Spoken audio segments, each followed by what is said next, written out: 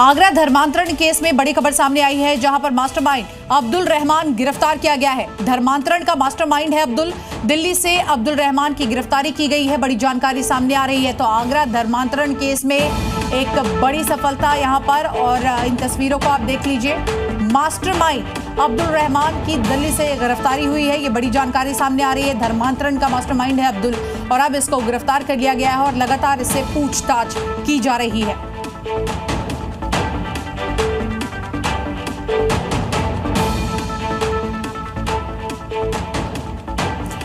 छांगुर मामले में हर रोज नए नए खुलासे हो रहे हैं। धर्मांतरण का मायाजाल केवल देश में ही नहीं बल्कि विदेशों तक फैला था, तो वहीं इसकी फंडिंग होती थी। लेकिन अब इस मामले में एक नया अपडेट आया है। भगौड़ा जाकिर नाइक के साथ साठगांठ की खबर है।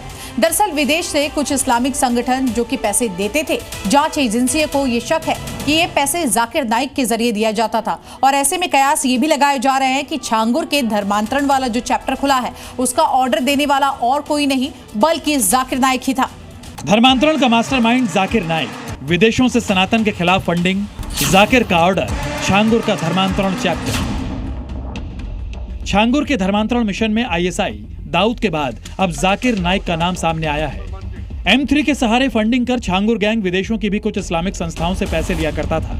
जांच एजेंसीज को छांगुर के अवैध धर्मांतरण मामले में छांगुर के नेटवर्क और जाकिर नाइक के बीच कनेक्शन के सुराग मिले हैं। अवैध धर्मांतरण का सिंडिकेट चला रहे छांगुर को विदेशी संस्थाओं से फंडिंग हो रही थी। आईटी विभाग ने इस साल फरवरी में भी नेपाल सीमा पर छापा मारकर अवैध धर्मांतरण के साथ मस्जिद, मदरसों और मज़ारों के निर्माण के लिए दक्षिण भारत के कुछ राज्यों से फंडिंग होने के पुख्ता सुराग मिले थे।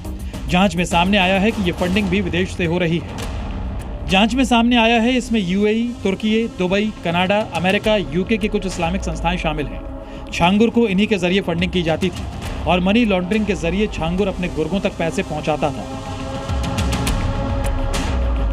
छांगुर का संगठित अवैध धर्मांतरण और अंतर्राष्ट्रीय स्तर के काले कारोबार के केंद्र में आ गया है। ईडी और एटीएस की जांच ने छांगुर और उसके नेटवर्क की परतें एक एक कर खोलनी शुरू कर दी है।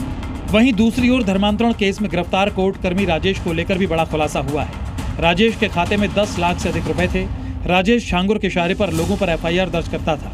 गिरोह से मिली रकम राजेश के खातों में ट्रांसफर की गई। राजेश छांगुर को कानूनी रूप से मदद करता था, यानी छांगुर कानूनी दांवपेच से बचने के लिए सफेद कॉलर लोगों को भी मददगार के तौर पर रखता था। अब जांच में ये नए नए खुलासे हो रहे हैं। ब्यूरो रिपोर्ट, जी मीडिया।